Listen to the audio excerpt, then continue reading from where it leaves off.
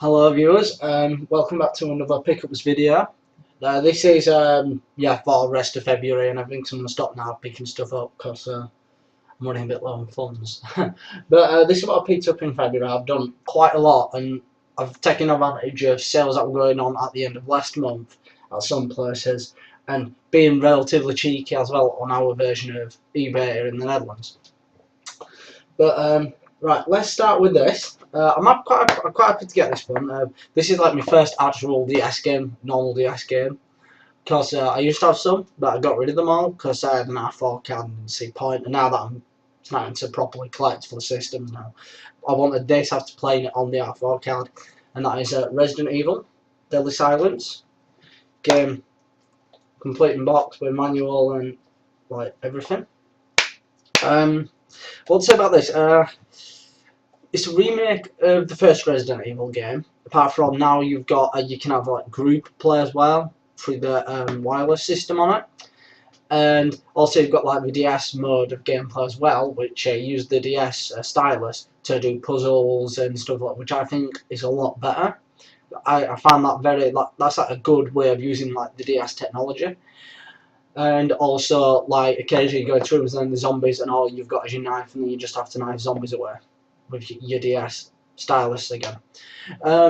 It's worth getting. I mean, I don't really like going on that price because it seems a bit like I'm showing off, but I did only pay like £5 for this, €5, and including sending it was like €2.40 for the sending, so £7.40 really for this game is pretty damn good.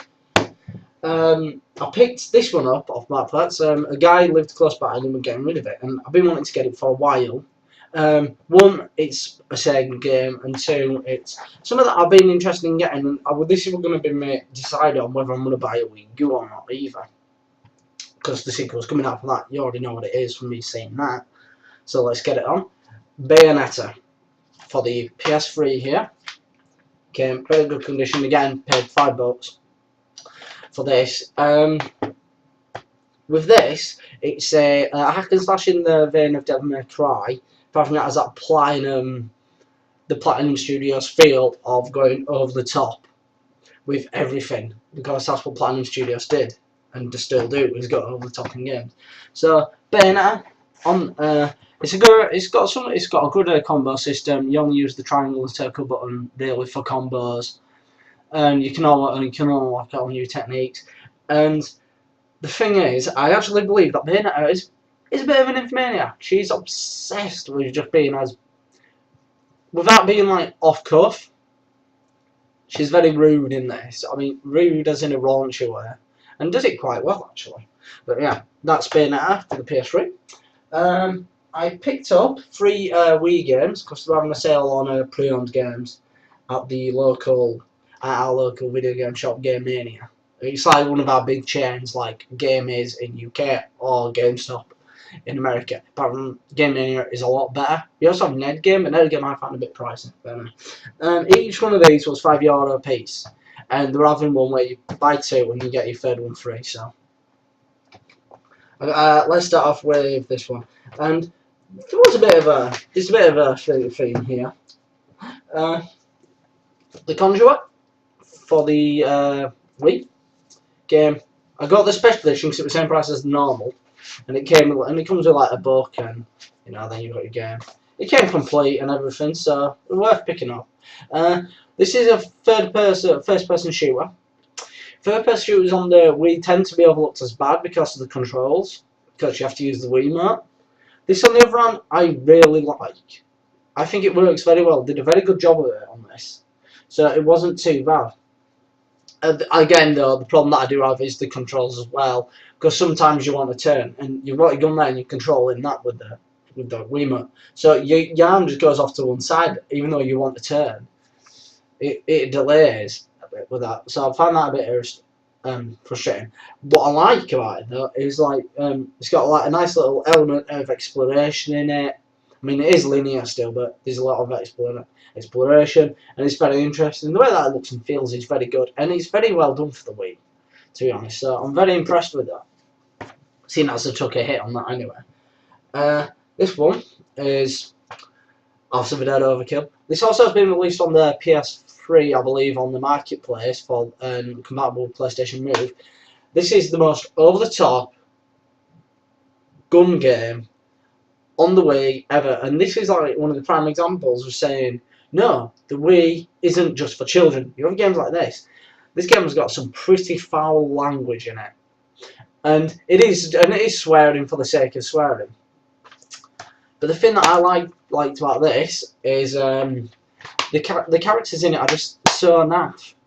And it's like some cheesy 80s horror B movie, and the way that introduces the films as well, like, see, it works like, oh, this is a film, this is a film, this film, even though it's all in order, and it's just so cheesy and over the top, and it's really well done. And yeah, it's like people say the Wii is for children. No, it isn't. You've got games like this, which I played so much of, and I'm loving it. So yeah, this is worth picking up, and you'll be able to get it cheap as well now, because the next generation just finished. So a lot of the games now which are out for the Wii, 360, PS3, dirt cheap. And the last one is Mad World, and you can tell what I'm going for here, a full Sega collection. This is a third-person hack and slash for the Wii. This is very stylized, and it's very over the top. The way that it seems to be so far is you're in this game show thing that is set like in in America, in New York, and you're just killing people, and that's what you got to do. You got to kill people. You got to rack up points by combos, and combos not just by punching and kicking them. No, you've got to pick up like signposts, drive them through them, and then knock them into walls which have spikes on over and over again, and throw them in the trash can so it chops them in half. It is over the top insane. It's very stylized. You got the black and white, and the only thing that's in colour is blood. So it's very stylized in that respect. And again, Platinum Games doing games which are over the top. More of these games, please. And again, this is another reason to say, like, for the Wii, is not for children. With this alone. Okay, I picked these next four up as a bundle for a total of like £5 from the guy off Marktplaats, so including postage it was about £11. And I'm very happy with them actually. First one that I got is Echo the Dolphin Alone cartridge there. This is the Genesis version, but I haven't been able to play it through my Mega Drive. I don't know whether that's normal, so if you know whether it is or not, tell me, because I'm now thinking about getting Genesis games since they seems to be cheaper. The Flintstones, not complete, no, unfortunately. But this, I played a bit of yesterday when it came, because it came yesterday. I found the controls to be a bit naff. I think I just need to get used to it with that, to be honest.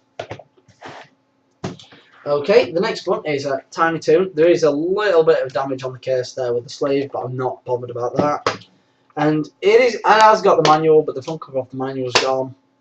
And this is Tiny Toon Adventures, Busters and Treasure. This is third person platformer like the Flintstones, but done by Konami. Music is fantastic. I played this for a total of about 2-3 hours last night. I didn't complete it. I kept getting killed instead. I thought, I'll start again. And I recommend getting this game. I don't know whether it came out on the SNES. If it came out on the SNES, get it on the SNES because the music will be better. But the music on this is fantastic. To say that it's on the Genesis, which can't, I mean Mega Drive, saying that it's on that and it can produce good sound, it's worth picking up. And the reason why I got it actually for this, because I've been looking for it, and everyone asks about like $12 for it, and you've just seen it, so that's Sonic 2, but everyone asks like $12 for it over here. I'm like, no way. A complete manual. Played this, completed it last night within about like 20 minutes. It is amazing.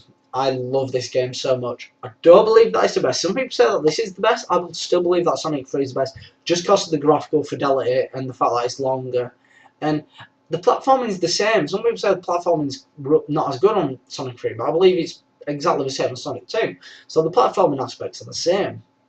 And the controls are really good. But yeah, that's Sonic 2 for the Mega Drive there.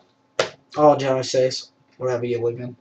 The next two, I'll do this one, I'll show you the rare one last. I picked this up again, like, I've paid a bit more for this, $7.50. And I'm a fan of the series. I've actually got both of them on the PlayStation Network.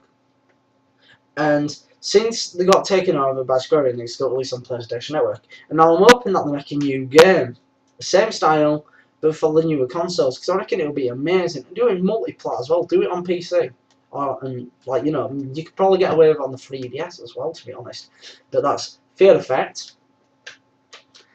Complete with manual, an advertisement manual, and all 4 discs. This game is a 2D cel-shaded animation for the main characters, who you are, and then all the background seems to be like FMV.